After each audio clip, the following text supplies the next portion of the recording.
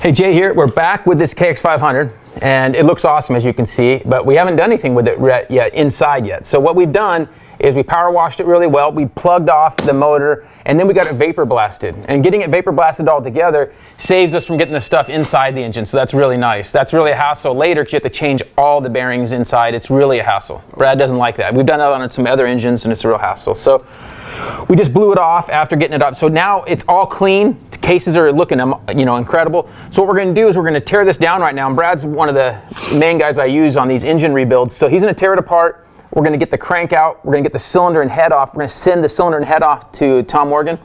And the crank we're going to get out and balance it to the piston that we're going to use. So Brad's going to get started right now tearing this thing down. You can kind of see how it gets torn down. And then in a little bit, we'll see it go back together. Okay, so it's obviously great to work on a clean bench. Brad's main bench he works on is actually a little bit, it's in a corner, so it's a little tougher to film at. But having a nice area that you can work is key. Big, nice, clean area. It works really nice and getting stuff at waist level. As you can see right there in that shot, you can see a little bit of white powder came out of the power valve cover, and that's from the vapor blasting that we talked about. And again, guys think they can vapor blast motors that are together. Brad's been doing motors for a long time. He actually rode KX500s back in the day, and so he kind of enjoying this one. When you're taking a motor apart, one of the big things to do is, you're looking the entire process. This one needed the cylinder repaired and new piston, crank, all those types of things. So we knew that was going into it, we were going to change all that stuff. We didn't, I guess, know that the cylinder was going to be bad. We were assuming that it would be okay. And Brad likes to use power tools, and then sometimes, these cylinders on a long time, they'll stick right on the dowels. We see a little bit of rust right there in the front. So it's a good idea. And this one had a piston. You can see that white powder again. That's the from the vapor blasting again. That's how bad it gets. Showing the cylinder there, definitely damaged. And we had Millennium replate that with Tom Morgan. Was able to do that when he was doing the other modifications to the cylinder. You don't need a ton of custom tools. You can get by without, pullers and things, but you will need a puller for the flywheel. You always need a puller for your specific bike on the flywheel. Sometimes some shops will loan them to you and so forth, but they're so cheap now to buy, they're not too bad. So you will always need that puller. But as far as a case puller, a lot of times you can get away without it. There's some ways to do that, but we can, in this case, we'll use a puller. So getting all the bolts loose on the engine, you just go around and take every bolt out that holds the cases together.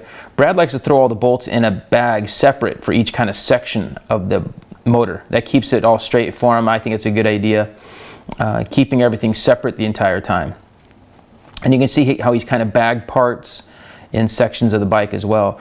And that clutch we were looking at, that was what appears to be an aftermarket clutch. We're probably going to get something a little bit better in there for clutch plates. Power tools obviously work to get the big nut off the the end of the main input shaft there for the clutch basket. So we like to do that. You'll need a couple like that. That was a little clip pliers for the taking off a clip on a gear there. Nothing too serious. We should throw in a photo of what this motor looked like, when you get the close-up of how it looked before we vapor blasted. It was so dirty and stained. It's nice to see how much of an improvement there is with these cleaned up cases. So now we got everything coming off here. We're going to make sure that everything's free and moving before you start trying to split it. If you start using a puller if you have one bolt in there left, then you could actually crack your cases. And obviously that would be very bad. So you want to make sure that you're totally, every bolt's out, and it'll just pop right off. So here, inspecting every shift fork and, each shaft specifically to make sure everything looks good. On most bikes, especially these older two-strokes and big 500s especially, most of the time the gears are going to be fine because they weren't slammed through a lot of supercross riding. That's what wears out gears typically. A lot of hours of shifting hard. And in this case, obviously that wasn't the problem. So, you know, that's something that is kind of nice when you're doing these builds. Typically you won't have a lot of transmission gear problems on most of these. Okay, so we got it all apart.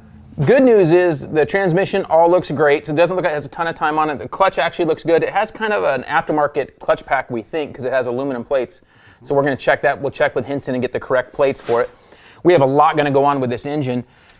Again, that vapor blasting did get in here and got into our main bearings, which we were changing anyway, but we're going to spend, Brad's going to spend a bunch of time cleaning this engine and cases up to get all that grit out. The crank, it's going to go to Tom Morgan. Tom Morgan's going to balance this crank to our new piston and to do the cylinder and head at the same time. Also going to put a little bit of a decompression in there so it's a little bit easier to kick over. Brad remembers those from those KX500 days. So now that we got it all apart, we're going to ship this off, ship the cylinder and head off. Brad's going to get cleaning this up, and we're going to order in some parts, a V-force recage, clutch, and some of those components. We're going to get all those coming in and get this engine back together. Okay, so here's a look at our parts that we've gotten back from Tom Morgan. In the meanwhile, he's actually got parts back to us before we can get back to assembling this thing. So we're gonna give you a little sneak peek at what these parts look like. He went through the carburetor for us, set that up, get the jetting dialed in, cleaned it all up. We got the all balls, has a kit to rebuild the carburetor. And then, of course, the big things are he balanced the crankshaft for this piston here. So you got the piston set up to the balanced crankshaft, and then of course he does his, after the cylinder is repaired, he does his porting by Millennium. He does his porting to the cylinder and cut the head specifically for what we're trying to set it up for. As you can see, the workmanship is amazing. He does a great job on all these pieces, and he's been working on these KX500s from back when they came out. He was actually a mechanic for I think it was Jeff Ward when he rode these 500s, so he knows these things in and out. So the thing looks gorgeous, as you can see, and we're looking forward on the next video showing you how to put this thing together and seeing this thing all assembled and ready to go.